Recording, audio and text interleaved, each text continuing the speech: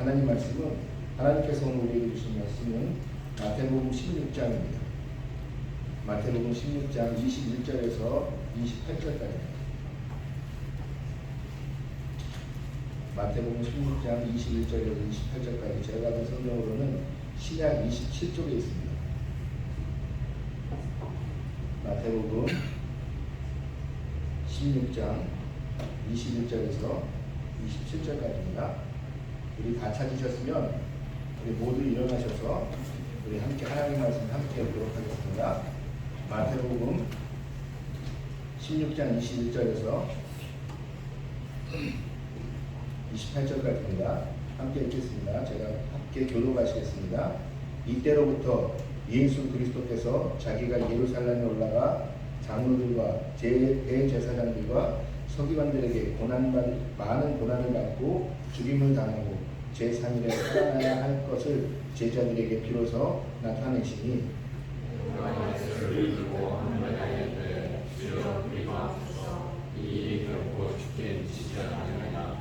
예수께서 돌이키시며 베드로에게 이르시되 사탄아 내 뒤로 물러가라. 너는 나를 넘어지게 하는 자로다. 내가 하나님의 일을 생각하지 아니하고 도리어 사람의 일을 생각하는도다 하시고 예수께서 제자들에게 이르시되 누구든지 나를 따라오려거든 자기를 부인하고 십자가를 지고 나를 따를 것이다. 누구든지 제 목숨을 구원하고자 하면 잃을 것이요 누구든지 나를 위하여 제 목숨을 잃으면 찾으리라. 사람이 나를 못 찾아라고도 제 목숨을 잃으면 못 줄 수 있느냐고 사람이 무엇을 주고 제 목숨을 얻느냐. 인자가 아버지의 영광으로 그 천사들과 함께 오리니 그때 각 사람이 행한 대로 갚으리라. 이스라엘의 이름이 여기서 있는 사람 중에 이전에 인자가 그 왕관을 가지고 무엇을 쫓아서 있느냐. 아멘. 기도하시겠습니다. 하나님 아버지, 오늘도 우리가 주의 말씀 앞에 섭니다. 주님, 이 시간에 우리의 마음을 강건하게 하여 주시고 무엇보다도 주의 말씀을 들을 수 있는 마음, 또한 주의 말씀을 들을 수 있는 귀를 열어주시고 우리의 모든 것이 온전히 주께서 우리 각 개인에게 하시는 말씀을 듣기 위해서 이 시간 우리가 온전히 집중하게 인도하여 주옵소서. 사단 원수마귀가 이 시간에 우리의 마음을 미혹지 못하도록 성령 하나님 우리를 지켜주시옵소서. 예수님의 이름으로 기도하옵나이다. 아멘. 작성하시겠습니다.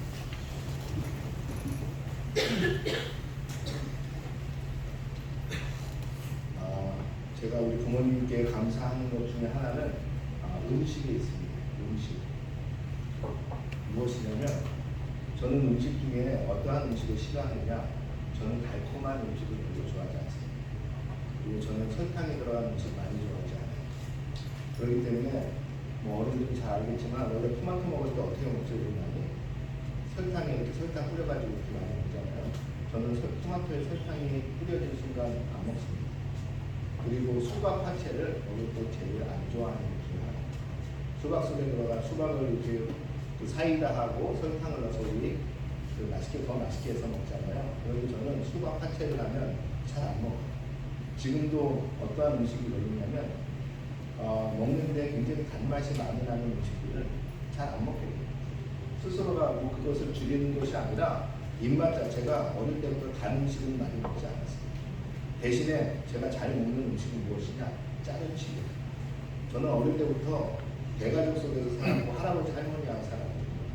어릴 때부터 먹었던 음식 중에 좋아하는 음식이 젓갈이에요. 젓갈, 다시 말하면 짠 음식. 짠 음식을 좋아하기 때문에 저는 짠 음식은 많이 먹지만 단 음식은 먹지 않아요. 근데 나이를 먹다 보니까 요즘에 이제 음식에 대해서 많이 보게 되잖아요. 우리 어린 학생들도 요새 유튜브나 원체 인터넷이 발달되어 있다 보니까 음식에 대해서 많이 보게 될 것이에요. 그런데 지금은 너희가 막 단 거 마음껏 먹고 이것이 아주 아무렇지도 않으니까 괜찮을 것 같지. 그런데 그것이 나중에 다 여러분에게 오답으로 오게 됩니다. 단 음식을 좋아하는 사람은 나중에 단 음식 때문에 꼭 문제가 생기게 돼 있습니다. 저 같은 경우 무슨 음식을 좋아한다 그랬죠? 짠 음식을 좋아한다 그랬죠. 짠 음식을 좋아하는 사람들에게 오는 문제 중 가장 큰 것은 바로 혈관 질환이, 특히 고혈압. 그래서 저는 고혈압이 있어요. 저희 부모님도 고혈압이 있으시고 저희 할아버지 할머니도 고혈압이 있으셨어요. 짠 음식을 먹는 사람들의 특징 중에 하나는 지금도 짜게 먹는 것도 있겠지만 어릴 때부터 짜게 먹어온 게 쌓여서 지금은 그것을 제가 감당해야 되는 그러한 몸이 되는 것입니다. 짠 음식. 다시 말하면 그 짠 음식 때문에 저는 혈관질환, 특히 고혈압 때문에 이제 매일 약을 먹어야 되는 그런 사람이 됩니다. 그나마 고혈압은 약으로서 좀 어느 정도 다스릴 수 있지만 정말 어려운 사람 중에 한 분들은 누구시냐? 당뇨병 환자입니다. 당뇨병을 잘 아시는 것처럼 약만 먹어서 되는 일이 아니에요. 당뇨병은 음식 조절도 해야 되고 음식을 그냥 조절하는 것이냐 그게 아니고 심하게 조절해요. 당뇨, 다시 말하면 당 치수가 높아서 자기가 더 이상 인슐린이 분배가 안 돼 그 당을 갖다가 제어할 수 없는 몸이 되었을 때는 어떻게 되느냐? 그 사람은 그 좋아하는 면류 아니면 모든 음식에서 가려가면서 그냥 단 음식만 안 먹어서 되는 것이 아니에요. 어릴 때부터 단 음식에 중독되어 있었던 사람들은 어떻게 되느냐면 그것이 쌓이고 쌓여 그것을 감당할 때가 오게 된다는 것입니다. 그래서 제가 감사하다는 것입니다. 그나마 짠 음식이 아니고 단 음식을 먹었으면 지금 제가 어떻게 되었을까? 그나마 지금 제가 좋아하는 라면도 못 먹을 것이고 지금 제가 좋아하는 면류 절대 안 먹게 될 것이고 여러 가지 면에서 저는 아마 음식을 지금 조절해야 되는 사람이 되고 있을 것입니다. 여러분 그렇습니다. 지금은 모르지만 우리가 먹고 우리가 즐기고 우리가 하는 모든 행동에는 언젠가 우리 스스로 책임져야 되는 날이 오게 되는 것이에요. 그 책임져야 될 때에는 내가 왜 그랬을까? 내가 그러지 말았을 걸 이라고 우리가 이야기한다고 하지만 그럴 때는 이미 늦게 되는 것이에요. 여러분 왜 당이 무서운가요? 당은 우리 췌장에서 인슐린이라는 것이 분비되어서 그 인슐린이 그 당을 우리의 에너지원으로 바꿔야 돼요. 그런데 중요한 것은 이 우리 췌장에서 분배되는 이 분출되는 인슐린은 영원히 분출되는 게 아니에요. 그 한도가 있어요. 그 한도를 일찍 쓰게 되면 소위 말해서 젊어서도 당뇨병 환자가 생기게 되는 것입니다. 요즘에 얼마나 수입한 음식이 많이 있습니까? 여러분 세상에서 여러분들이 시켜 먹는 음식 중에 소금이 들어가지 아니 설탕이 들어가지 않는 음식은 거의 없다고 보시면 돼요. 시켜 먹고 밖에서 먹는 거의 모든 음식들. 그래서 요즘에 대한민국에 젊은 30대밖에 안 된 사람들이 이미 당뇨병 환자가 된 사람들이 너무나 많습니다. 여러분 당뇨병 환자가 되면 이것은 치료가 불가능합니다. 왜냐하면 그 췌장에서 나오는 인슐린을 우리가 다른 것으로 대체할 수 없기 때문입니다. 그렇기 때문에 그 당뇨병 환자들은 뭐 하죠? 나중에 심하시면 자기 스스로 인슐린 주사를 몸에 놓고 살아야 돼요. 안 그러면 인슐린이 부족해서 이 당 때문에 몸이 썩어가는 것을 제어할 수 없기 때문에 그렇습니다. 여러분 당뇨의 특징은 몸을 썩게 만드는 것이에요. 나중에 이것이 합병증은 눈도 안 보이게 되고 굉장히 심한 병들로 오게 됩니다. 그래서 되도록이면 단 음식은 드지 마십시오. 단 음식이 우리 몸을 뭐 더 힘나게 한다. 이게 순간적으로 눈을 뜨게 할 수는 있지만 그 단 음식을 통해서 우리가 더 이상 할 수 있는 것은 어디까지냐? 우리의 입 속에서, 요 혀 속에서만 우리가 기쁨을 느낄 겁니다. 우리의 혀를 기쁘게 하기 위해서 우리가 언젠가 그것에 대해서 책임져야 될 때는 평생에 후회하게 된다는 겁니다. 나이 먹고 60, 70이 넘어서 당뇨병이 오면 그나마 낫죠. 30, 40대. 요즘에 제일 많이 오는 게 당뇨가 40대부터 온다는 것이. 한참 사회에서 일해야 되는 거예요. 한참 사회에서 이제 내가 무언가를 해야 되는데 그때 당뇨가 걸려 그의 삶은 이제 기쁘거나 아니면 만족스러운 삶을 살아가지 못한다는 것입니다. 여러분 지금 말씀드린 것처럼 여러분들이 지금 특히 우리 젊은 학생들은 나하고는 먼 얘기야 라고 생각하겠지만 지금부터 한 그것이 언젠가 책임지게 되어 있다는 것입니다. 그 책임짐은 꼭 오게 돼 있어요. 안 오는 게 아니에요. 무엇을 하는 것이냐? 그 책임져야 되는 순간을 더 늦추는 것. 이것을 우리는 그냥 건강하게 산다는 거죠. 우리는 죽음을 우리 스스로 막을 수가 없어요. 우리가 늙게 되는 것, 우리의 몸이 병들게 되는 것, 우리의 몸이 이제 더 이상 노화되어서 아무것도 쓸모가 없게 되는, 해야 되는 것을 우리는 막을 수는 없어요. 그러나 무엇을 할 수 있냐? 이것을 늦추는 것을 할 수 있어요. 목사님, 저는 지금도 사탕이 제일 좋아요. 목사님, 저는 지금도 스윗한 음식이 제일 좋아요. 저는 아직 젊으니까 아주 아니요. 그것이 쌓여서 언젠가 여러분에게 그것에 대해서 여러분이 책임져야 될 시간이 곧 오게 된다라는 것이에요. 오늘 성경을 보면 우리는 성경 속에서 계속적으로 이야기하는 것은 무엇이냐? 너의 삶이 지금 자유로운 것 같지? 너의 삶이 네 자유 속에서 살아가는 것 같지? 그러나 언젠가는 그 모든 자유와 모든 것에서 너는 책임져야 할 때가 온다라는 것을 이야기한다는 것입니다. 그러면서 오늘 본문을 보니까 오늘 본문에서는 우리가 잘 아는 본문 바로 다음에 나타나는 본문입니다. 우리가 잘 아는 이 마태복음 16장은 예수님께서 제자들에게 그 선교 훈련, 그러니까 전도하게끔 보내고 제자들과 함께 이제 어디로 가시느냐? 잠깐 그 전도하고 마치고 돌아온 제자들과 함께 가이사랴 빌립보, 다시 말하면 판미아스라는 그러한 폭포가 있고 아름다운 환경 속에 가서 잠깐 제자들과 여가를 즐기십니다. 그 가이사랴 빌립보에서, 그 가이사랴 빌립보는 지난번에도 말씀드렸지만 그곳은 어떤 곳이냐? 이스라엘에서 몇 안 되는 폭포가 있는 곳이에요. 그 hermon산에서 쏟아지는 그 눈 녹은 그 물들이 계속적으로 쏟아져 이 가이사랴 빌립보라는 곳에서는 폭포를 이루게 돼요. 엔게디라는 광야에도 폭포가 있고요.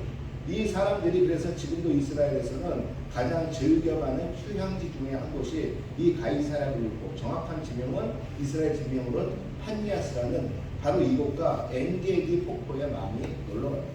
그런데 엔게디 폭포는 우리가 잘 아는 것처럼 광야 한가운데 중심에 있어요. 그렇기 때문에 가기가 힘들어요. 그런데 이 판미아스는 우리가 잘 아는 갈릴리 북쪽에 바로 그곳에 멀지 않은 곳에 있어서 많은 사람들이 지금도 이곳에 휴양을 갑니다.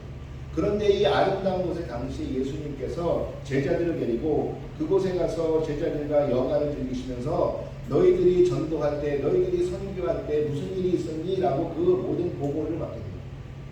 그러면서 예수님이 그때 물어보시는 것이 우리가 잘 아는 것처럼 세상 사람들이 나를 무엇라 부르느냐? 라고 예수님께서 물어보실 때 제자들이 대답하기를 더러는 당신은 엘리야라고 이야기합니다. 더러는 당신은 모세라고 이야기합니다. 더러는 당신은 위대한 선지자라고 이야기합니다. 라고 보고를 하게 됩니다. 그 보고를 받으신 예수님께서는 우리가 잘 아는 대로 이렇게 물어보시죠. 그렇다면 너희는 나를 누구라 생각하느냐? 라고 이야기했을 때 그 유명한 베드로의 고백이 여기서 나타납니다. 뭐라고 고백하죠? 주는 그리스도십니다. 그리고 살아계신 하나님의 아들이십니다. 라고 베드로가 고백하게 돼요. 이 고백에 예수님은 너무 기뻐하셨다고 말씀드렸어요. 너무 기뻐하셔서 무엇이라고까지 말씀하시냐면 베드로야 너의 그 고백 위에 내가 너 위에 내가 이 땅에 온 목적처럼 그 고백 위에 내가 나의 교회를 세우겠다. 그리고 너에게는 천국문의 열쇠를 주겠으니 네가 하늘에서 네가 이 땅에서도 매면 하늘에서도 매일 것이요 네가 땅에서도 풀면 하늘에서도 풀리리라 하는 그 능력을 베드로에게 주십니다. 예수님께서는 이 고백을 들었을 때 너무 기뻐하셨어요. 무엇이냐면 예수님은 그리스도가 누구라 그랬죠? 그리스도는 구약말로 히브리말로 메시아, 다시 말하면 기름 부음을 받은 자, 다시 말하면 그들을 구원할 자. 지난번에도 설교 시간에 말씀드렸지만 이스라엘 사람들에게 유대인들에게 당신은 그리스도, 당신은 메시아라고 이야기하면 이 그리스도라는 말 속에 숨겨진 그 뜻을 그들은 마음으로 받는다고 이야기했어요. 무엇? 우리가 처음부터 아브라함 때부터 고대하고 고대했던 그 약속의 사람, 우리의 약속을 이루실 분 바로 그 메시아 그리스도. 그런데 오늘 베드로가 뭐라고 고백하냐면 당신은 그리스도십니다. 우리 민족이 그렇게 영원하던 바로 그분이십니다. 라고 고백한다고 이야기했습니다. 그리고 또 고백하기를 뭐라고 고백하냐면 당신은 하나님의 그 아들, 바로 당신은 하나님이십니다. 라고 고백한다라는 것입니다. 여러분, 당시에 지난번에도 말씀드렸지만 하나님의 아들이라고 이야기하는 것은 잘못하면 죽음을 각오하고 하는 이야기예요.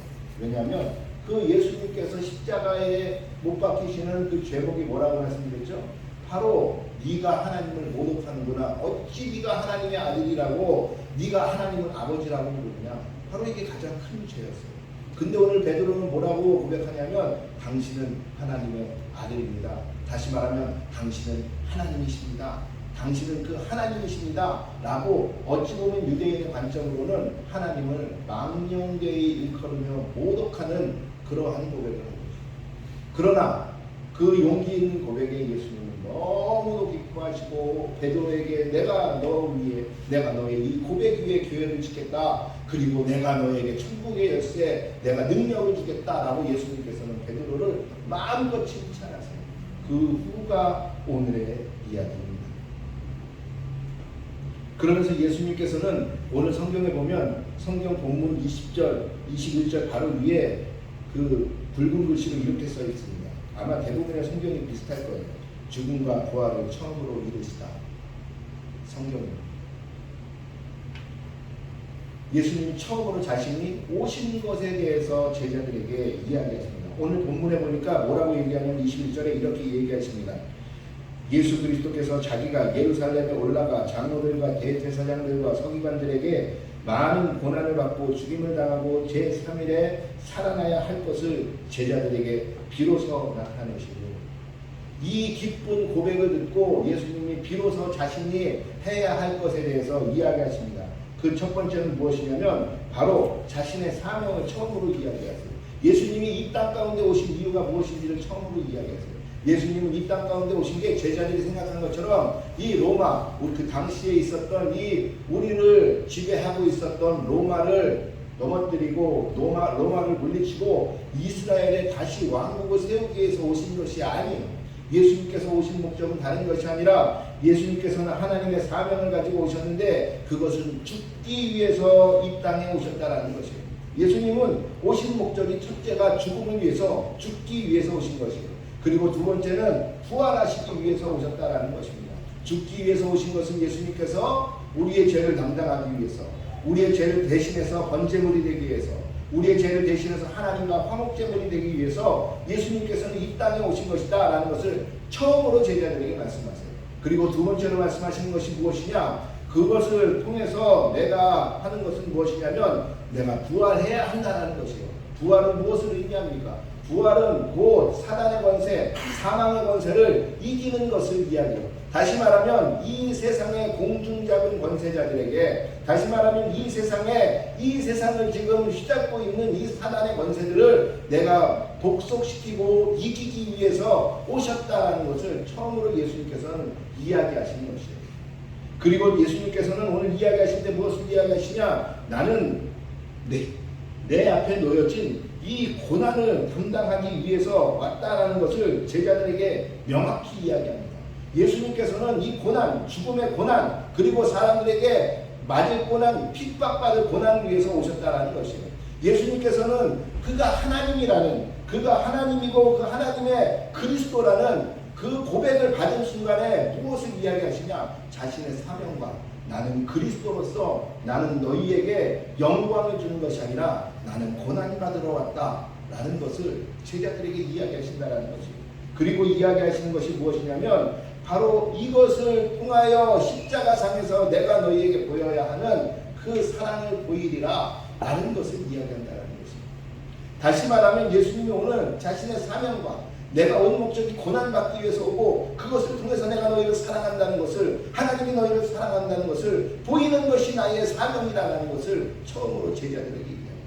다시 말하면 예수님께서는 그가 죽으시고 부활하기 위해서 오셨다는 것을 명확히 한다는 것이에요. 그런데 제자들이 이것을 알아들었을까요? 그렇지 않습니다. 제자들은 그것을 알아듣지 못합니다. 그러면서 이제 오늘 예수님께서 하시는 말씀이 무엇이냐면 바로 우리가 24절에서 본 것처럼 이렇게 예수님께서는 말씀하십니다. 이에 예수께서 제자들에게 이르시되 누구든지 나를 따라오려거든 자기를 부인하고 자기 십자가를 지고 나를 따를 것이니라. 다시 말하면 예수님께서는 다시 말씀하시는데 너희는 나의 제자니 나를 따르라 라고 이야기하시는 것입니다. 그런데 그냥 따르는 것이 아니라 너희들의 십자가를 지고 나를 따르라 라고 이야기하신다는 것입니다.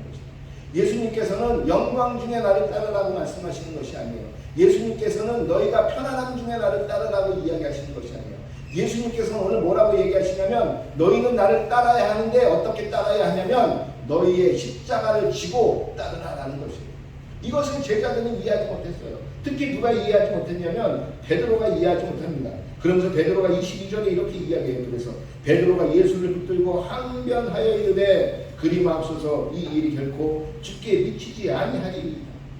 오늘 베드로가 예수님을 붙들고 항변하면서 그렇게 말씀하지 마십시오 라고 이야기한다는 것이, 결코 그런 일이 당신에게 일어나지 않을 것입니다 라고 이야기한다는 것이, 여기서 이야기하는 이 항변하다라는 헬라어 에피티마오라는 이 헬라어는 무슨 뜻이냐면 그냥 내가 항변하면서 주님 그렇게 하지 마세요 간청하는 이게 아니에요.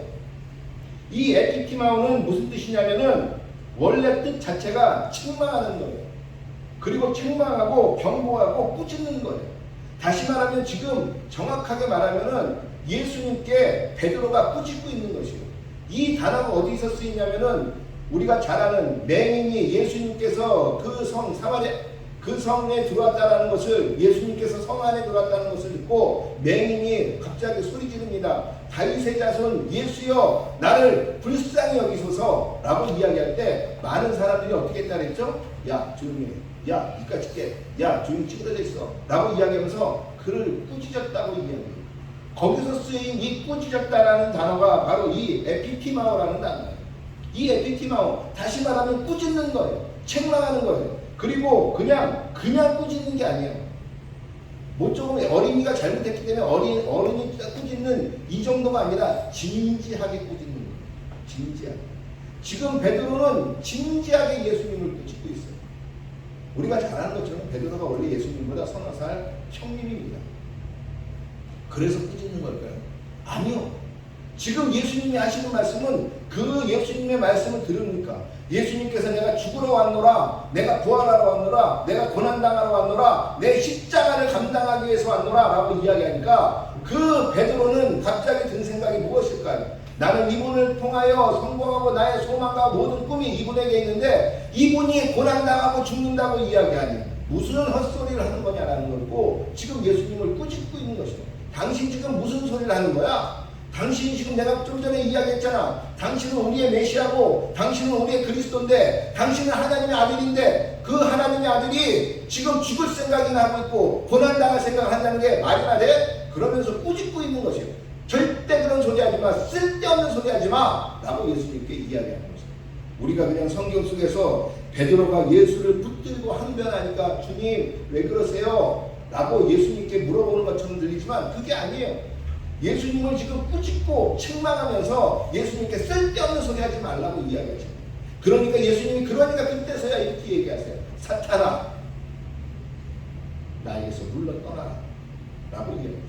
너는 사람의 일만 생각하고 하나님의 일을 생각하지 않는구나 라고 이야기하면서 오늘 그 베드로를 꾸짖습니다. 조금 전에 바로 몇 분 전에, 몇 분도 그렇게 지나지도 않았을 것이에요. 얼마 되지도 않은 시간에 베드로의 고백을 듣고 그렇게 기뻐하셨던, 그리고 베드로를 그렇게 칭찬하셨던 그 예수님은 정확하게 베드로가 무엇 때문에 이러는지 알고 있었다라는 것입니다. 무엇 때문에? 하나님은 염두에 없어요. 오직 자신의 이익과 오직 자신의 욕심과 오직 자신의 소망 때문에 그는 지금 주님 그렇게 하지 마십시오. 이때 주님이라고 불렀을까요?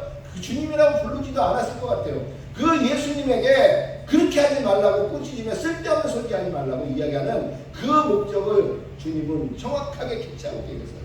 그러기에 이것은 지금 사탄처럼 예수 앞에 와서 예수님께 그것을 간청하며 말리는 그 사람의 모습을 보고 예수님은 말씀하십니다. 뭐라고 말씀합니까? 사탄아 물러가라 라고 이야기했습니다. 그리고 얘기하시는 게 바로 이것입니다. 너희들이 나의 제자이지, 너희들이 나를 따르겠다고 이야기하지, 너희들이 나를 따르는 길은 평탄한 길이야.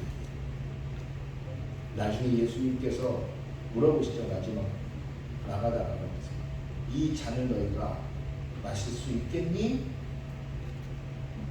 모든 제자들이 우리가 마실 수 있습니다 라고 이야기했지만 예수님께서 그 마지막 밤에 제자들과 함께 만찬을 하시고 겟세마네에 올라갔을 때, 그리고 예수님이 잡히시던 그때 그 어떤 제자로 예수님과 함께 잔을 들고 있었던 제자가 있었어요. 그 잔은 영광의 잔이라고 생각했고 그 잔은 내가 꿈꿨던 소망의 잔이라고 생각했기에 내가 지금까지 당신과 3년을 동거동락하면서 고생했는데 그거 하나 내가 못 마시겠습니까? 라고 얘기했던 그 제자들은 그 예수님의 진정한 잔을 보았을 때 그들은 다 도망갔습니다. 오늘 예수님께서는 그 제자들에게 첫 번째로 이야기하십니다. 뭐라고 이야기하시냐면 너희가 나를 따르려거든, 너희가 나와 함께 가려거든, 너희가 나와 함께 천국에 가려거든, 너희가 나와 함께 그리스도인으로서 살아가려거든 너희는 나의 십자가, 너희의 십자가를 지라라는 것입니다. 오늘 그래서 예수님께서는 그 제자들에게 너희의 십자가를 질 때 너희는 천국에 갈 수 있고 너희는 그 심판 가운데서 너희는 면할 수 있다라고 오늘 이야기하신다는 것입니다. 여러분, 바로 십자가를 지는 자가 바로 누구냐면 바로 그리스도인입니다. 예수님은 영광 가운데, 편안함 가운데, 너희가 소망하는 가운데 나를 따르라고 이야기하지 않으세요. 여러분이 꿈꾸는 가운데 여러분이 예수님을 따르라고 이야기하시지 않는다라는 것이에요. 예수님은 어디서 따르냐면 예수님은 너의 십자가를 당당하게 쥐고 나를 따르라라고 이야기하신다는 것이에요. 너의 십자가를 당당하게 쥐고 나를 따를 때 너희는 내 제자가 되리라 라고 이야기하신다는 것이에요. 누구처럼? 그 예수님이 바로 십자가를 지고 내 고난의 이 십자가를 내가 지리라 라고 이야기했었던 것처럼 너희의 고난의 십자가를 너희가 지라라고 예수님은 오늘 말씀하신다라는 것입니다. 여러분, 십자가는 무엇입니까? 그렇습니다. 십자가 자체가 원래 고난이에요. 십자가는 누누이 말씀드리지만 로마의 형벌 중에 가장 어렵고 가장 힘든 형벌이 바로 십자가 형벌이에요. 그러기에 나라에서 내란을 일으킨 자, 그리고 나라를 뒤엎으려고 했던 자, 반역을 하려고 했던 자, 이런 자들에게만 내렸던 형벌이 바로 십자가 형벌이에요. 이 십자가를 예수님께서는 지겠다라고 얘기하시는 것이에요. 여러분, 이 십자가는 우리에게 누누이 있는 것이다라는 것이에요. 예수님마저도 예수님 앞에 십자가가 놓여져 있었어요. 우리가 육체를 입고 살아가는 우리에게는 십자가가 없을 수 없어요. 우리가 사는 삶은 항상 스윗한 것만, 아주 아름답고 달콤한 것만 우리 앞에 놓여있지 않다는 것이에요. 우리에게는 우리가 짊어져야 될 고난과 고통과 어려움들이 우리의 삶 속에 꼭 있다는 것이에요. 여러 번 이야기하지만 모든 군대, 남자들이 가는 어떠한 군대라도 군대를 다녀온 남자는 다 위대해요. 왜? 그들이 처음 당해보는 그 고난, 그 고난은 처음 당해보기에 누구에게나 가장 큰 고난이에요. 그 고난을 남자로서 뚫고 나아가지 않으면, 그리고 그것을 겪어내지 않으면, 내가 그 군대라는 것을 겪어내지 않으면 그 남자는 대한민국에서 올바르게 삶을 살아갈 수가 없어요. 그런 것처럼 우리의 삶 속에서는 놓여져 있는 고난들이 있다는 것이에요. 그것은 그가 재벌이 되었던, 그가 지식 척척 박사이든, 그가 명예가 있든 권력이 있든 어떠한 사람이든지 그 앞에는 놓여있는 고난이 있다는 것이에요. 오늘 예수님께서는 그 고난을 당당하게 맞으라라고 이야기하신다는 거예요. 두 번째는 이 십자가는 무엇을 이야기하느냐? 너희의 사명을 너희는 받아들이라라는 것이에요. 하나님은 우리를 만들어서 이 땅 가운데 보내실 때 하나님은 그냥 보내지 않으셨다라는 것이에요. 하나님은 너를 통해서, 하나님은 옆에 있는 이 사람을 통해서, 하나님은 그 모든 사람 각자에게 하나님의 사명을 주시는데 그 사명을 피하지 말라라는 것이에요. 그 사명을 지고 너희의 고난을 지고 그 사명과 고난을 이기며 나를 따르라라고 이야기하신다는 것이에요. 다시 말하면 이 십자가는 무엇이냐? 오늘 예수님께서 십자가상에서 그 십자가를 지고 골고다 언덕을 올라가시면서 끝내는 십자가상에서 무엇이 되셨어요? 예수님은 하나님 앞에서 그 죄를, 우리의 모든 죄를 담당하시는 번제물이 되셨고, 예수님께서는 그 십자가 위에서 우리와 하나님과의 관계를 다시 화목케 하기 위한 화목제물이 되셨던 것이죠. 그것처럼 십자가를 진다는 것은 우리가 그 십자가 위에서 하나님의 제물이 된다는 것이에요. 그 십자가를 지고 따르라는 것은 너희를 통해서 그 십자가상에서 너희는 하나님 앞에 제물이 되라는 것입니다. 어떠한 제물이 되라는 것입니다. 너희의 믿음의 제물을 하나님께 올려드리라는 것이에요. 너희의 이 고난 가운데 있는 이 모든 것을 십자가상에서 하나님 앞에 올려드리라는 것이에요. 그리고 너희의 목숨까지도, 그리고 너희의 기도까지도 제물이 되어 하나님 앞에 올려드리라는 것이에요. 십자가를 지고 나를 따르라. 이것은 바로 십자가 위에서 너희가 제물로서 드려지라는 것이에요. 누구를 위해서? 누구를 위해서? 너 자신을 위해서? 아니요. 나라와 민족과 주변에 있는 사람들 위해서. 예수님은 예수님 자신을 위해서 십자가를 지신 것이 아니에요. 예수님과 전혀 상관이 없는 사람들을 위해서 예수님은 십자가를 지셨어요. 그런 것처럼 너희의 고통과 고난이지만 누구나 짊어지고 가야 되는 그 고통과 고난을 그 십자가 위에 올려놓고 제물로 드리며 네 자신이 그것과 함께 올라가라는 것이에요. 네가 제물로서 드려짐으로 인해서 그 고난과 고통은 십자가상에서 드려질 때 그 고난과 고통이 우리에게 기쁨이 되고 은혜가 된다는 걸 보이라는 것이에요. 누구에게? 세상 사람. 그것이 너희의 사명이라는 거죠. 그리고 이 십자가상에 내가 올라가서 죽는 한이 있어도 내가 이 사명을 감당하겠다라는 믿음을 가지고 올라가는 거죠. 왜? 오늘도 말씀 가운데 있지만 이렇게 말씀하십니다. 25절에 보니까 누구든지 제 목숨을 구하고자 하면 잃을 것이요 누구든지 나를 위하여 제 목숨을 잃으면 찾으리라. 이 말씀에 의지하고 믿고선 십자가 위에서 나의 목숨을 거는 거예요. 내 목숨을 십자가에서 버립니다. 주님. 그럴 때 주님께서는 우리의 목숨을 십자가 위에서 살리신다는 거죠. 무엇으로? 부활로서. 그것을 예수님께서 당당히 보이셨잖아요. 3일 만에 내가 그러나 부활하리라. 3일 만에 내가 모든 사단의 권세를 꿰고 내가 부활하리라. 내가 3일 만에 모든 사망 권세와 모든 죄를 이기고 내가 부활하리라 라고 말씀하셨던 것처럼 이 말씀에 의지하여 우리의 모든 것을 십자가상에 우리는 제물로 드리는 것이에요. 이것이 십자가를 진다라는 것입니다. 여러분, 그러기에 십자가를 지고 나를 따르라라고 생각하니까 그냥 나의 조그만 고통과 그냥 그래 이 정도 어려움이야 예수님도 하셨는데 이러한 수준이 아니에요. 예수님께서는 지지 않아도 될 십자가를 예수님이 지셨어요. 그것을 통해서 사랑을 보이시는 것이에요. 누구에게? 예수님의 사랑은 누구에게 보여요? 자기 자신에게 보이시나요? 아니요. 그 사랑을 모든 사람이 알게끔 하시는 거예요. 우리의 사명은 어디에 있느냐? 이 십자가의 사명은 어디에 있느냐? 내가 대통령이 되는 것, 내가 장관이 되는 것, 내가 회사 CEO가 되는 것, 이것이 우리의 목표와 우리의 사명이 아니라 우리의 사명은 오직 하나, 십자가상에서 하나님을 보여서 우리가 번제가 되어 저 사람들 대신에 하나님께서 어떻게 이루시는지를 구원을 이루시는 보이고 그 사람과 하나님 사이에 연결하는 화목제물이 되라고 말씀하시는 거예요. 이것이 십자가를 진다라는 의미예요. 여러분은 남을 위해서 십자가를 지어본 적이 있습니까? 그렇다면 이 십자가는 어떻게 지어야 하는 걸까? 어떻게 져야 십자가를 질 수 있을까? 여러분 그거 아십니까? 제물도 하나님 앞에 올려드리는 제물도 가짜 제물이 있어요. 그런 것처럼 십자가에 나 자신을 올려 제물이 된다. 이것이 십자가를 지는 것이다. 라는 것은 무엇을 의미하는 거냐면 바로 어떻게 하면 그것을 할 수 있냐면 바로 내가 기도하며 하나님의 힘으로 십자가를 지고 함께 나가는 것입니다. 그러기에 기도하는 사람은 십자가를 피하지 않습니다.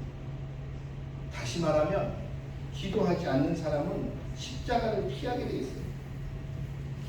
기도하는 사람은 그 십자가 위에서 죽는 것 가지고 마다하지 않아요. 기도하는 사람은 오직 십자가만을 자랑해요. 그리고 기도하는 사람은 이 십자가를 통해서 어려운 세상 속에 화평을 이뤄내요. 그리고 기도하는 사람은 이 십자가를 통해서 내가 승리할 수 있다고 믿어요. 십자가를 칠 수 있는 방법은 오직 한 가지라는 것이에요. 무엇? 바로 기도를 통해서만이 십자가를 칠 수 있습니다. 그러나 그거 아십니까? 기도하지 않는 자들, 기도하지 않는 제자들은 어떻게 되는지 아세요? 여러분 다 예수님을 떠났어요. 다 예수님을 떠났어요. 조그만 어려움이 오자 나는 십자가를 칠 수 있는 줄 알았는데 기도하지 않는 자들 어떻게 됐냐면 어려움이 오자 다 예수님을 버리고 떠났어요. 누구는 예수님을 떠나고 교회를 떠나 제갈길로 갔습니다. 얼마나 보면 신약의 바울의 서신서에 누구는 아무개는 떠났습니다. 아무개는 떠났습니다. 얼마나 많이 나옵니까? 그들은 예수님을 믿지 않았을까요? 그들의 소망 가운데도 예수님과 함께 저 천국에 가는 것이 소망이었을 것이에요. 그러나 그들이 넘어졌어요. 왜? 그들에게 힘이 없었어요. 그들은 십자가를 질 수 있는 힘이 없었어요. 십자가 상에서 제물이 될 수 있는 대담함이 없었어요. 왜? 그들은 믿음이 없었기 때문에, 그들은 하나님을 경험했지 못했기 때문에, 그들은 하나님께서 주시는 힘을 얻지 못했기 때문에 그래요. 십자가를 질 수 있는 방법은 오직 하나, 기도 가운데 나아갈 때 십자가를 질 수 있는 힘이 여러분들에게 오는 것이에요.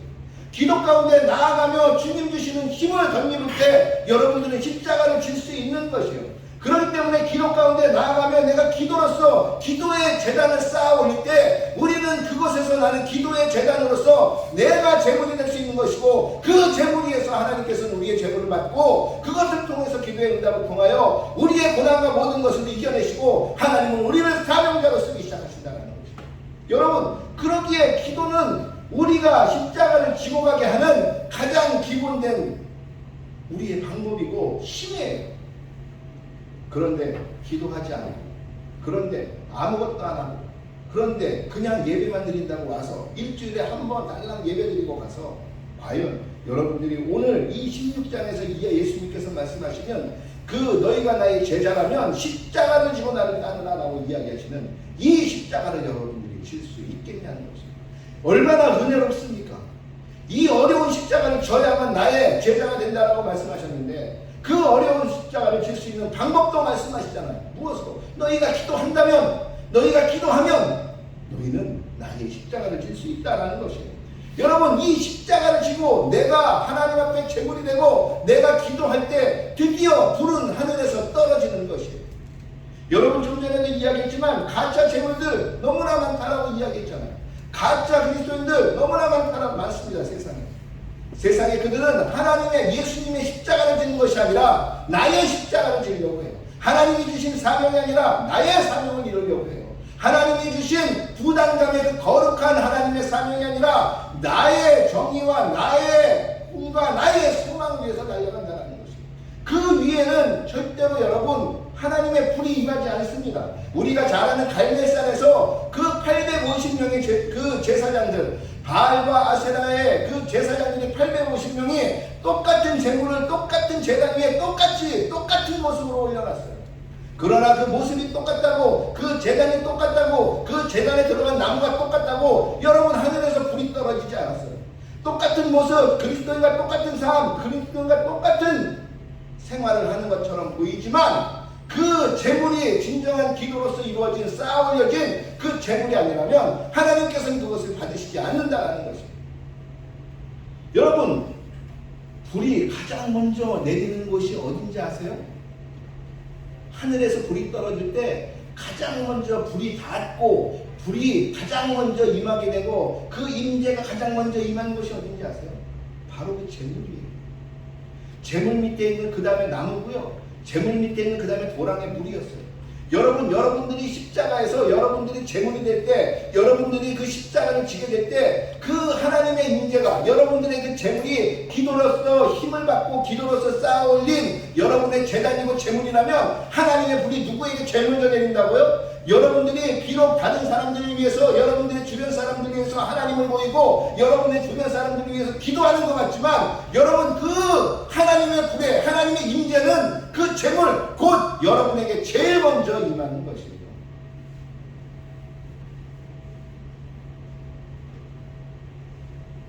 거짓된 제물로 제물이 되지 마세요. 그리고 하나님 앞에 진정한 제물로 십자가를 지세요.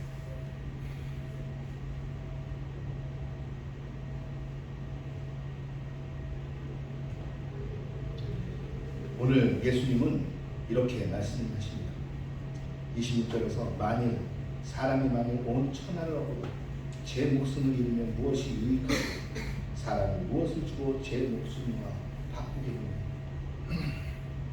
살 수 있는 길은 뭐라고 얘기했죠? 오직 자기의 십자가를 지고 예수님을 따를 때 그 사람은 목숨을 잃는 것 같지만 그 사람은 목숨을 잃는 것이 아니라 제 목숨을 얻는 것이 아니라 그리고 계속해서 예수님은 말씀하십니다. 27절 28절 인자가 아버지의 영광으로 그 천사들과 함께 오리니 그때 각 사람이 행한 대로 갚으리라. 진실로 너희에게 이르노니 여기 서 있는 사람 중에 죽기 전에 인자가 그 왕권을 가지고 오는 것을 볼 자들도 있느니라. 무슨 말씀입니까? 십자가를 지고 나를 따르라. 언젠가 너희의 십자가를 통하여 나는 심판할 것이다. 너희의 재단이, 너희의 재물이 진짜 재물인지 가짜 재물인지 나는 그때 불로써 심판하리라 라고 주님께서는 말씀하십니다. 여러분, 십자가를 지시는 여러분에게 주의 이름으로 축원하겠습니다.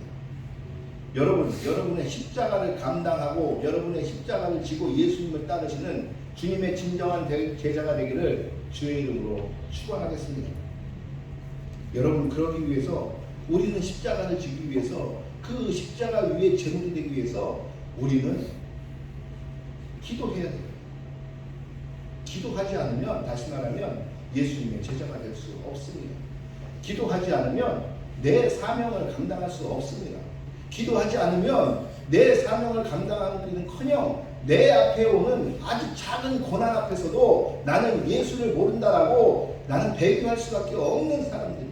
나의 이득과 나의 욕심과 나의 소망 때문에 나는 언제든지 넘어질 수 있는 사람들이라는 것이죠. 그 사람이 내가 교회 안에 있건 교회 밖에 있건 내가 예수를 믿었다고 고백하건 고백하지 않건 기도하지 않는 자는 언제든지 가짜 재물이 될 수 있다는 거죠. 여러분, 진짜가 되십시오. 진짜 재물이 되십시오. 진짜 재물이 되어 예수님의 십자가 함께 지고 가시는 여러분 되기를 주의 이름으로 축원하겠습니다. 그것을 통하여 여러분은 주님 주시는 복을 받는 것이에요. 여러분의 복은, 여러분의 상 주심은 바로 이곳에 있는 것이 아니에요. 기도하는 자는 내가 십자가를 질 수 있는 이유는 이 믿음이 있기 때문에 그래요. 이 십자가 뒤에는 주님이 나에게 상 주시는구나 라는 믿음이 있기 때문에 그래요. 바울도 상 주시는 그 예수님을 바라보며 달려갔다고 얘기했어요. 여러분, 스데반이 죽기 전에 어디까지 왔습니까? 스데반이 모든 사람들이 돌로 칠 때 예수님이 하늘문이 열리며 예수님이 자신을 맞이하는 그 상 주시는 예수님을 맞기에 그는 끝까지 죽으면서까지도 예수님과 함께 갈 수 있었던 것이에요. 여러분, 그 상 주시는 주님을 믿으십니까? 그것을 위해서는 여러분은 십자가를 지셔야 돼요. 예수님은 하나님의 아들이시고 하나님이시지만 메시아시지만 그 십자가를 지셨어요. 그것을 위해 오셨어요. 그리고 우리가 잘 아는 빌립보서 2장의 말씀처럼 그가 그것을 다 감당했을 때 누가 하나님께서 그 이름을 높이 들어 올려서 누구보다도 이 세상에 있는 어떠한 권세나 어떠한 이름들보다도 높이 올려서 땅 위에 있는 자들과 땅 아래에 있는 자들과 땅 모든 자들에게 예수라 나의 구주라 높임을 받게 하십니다. 하나님이 여러분을 높이십니다. 하나님이 여러분을 높이십니다. 그러한 십자가를 기도로서 당당히 지고 갈 수 있는 저와 여러분 되기를 주님의 이름으로 축원하겠습니다. 그러한 그리스도인으로서 진짜 재물이 되시기를 주님의 이름으로 축원하겠습니다. 이런 말씀을 설교를 드릴 때마다 저를 보게 됩니다. 나는 진짜인가? 아니면 나는 가짜인가? 나는 진짜인가? 아니면 나는 가짜인가? 내 삶을 보면 나는 분명히 가짜인가?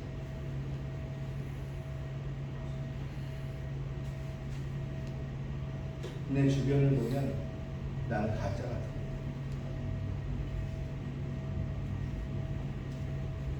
여러분, 그러한 마음일 때 어떻게 하시나요? 기도하십니다. 주님, 나를 진짜로 만들어 주십시오. 오직 기도만이 나를 진짜로 만들 수 있습니다. 주님, 나는 양의 탈을 쓴 이리가 아닙니다. 나는 주님의 양이고 싶습니다. 그럼 양으로 만들어 주세요. 그렇게 기도하며 여러분의 십자가를 지시는 저와 여러분 되기를 주님의 이름으로 축원하겠습니다. 우리 이 시간에 함께 좀 기도했습니다.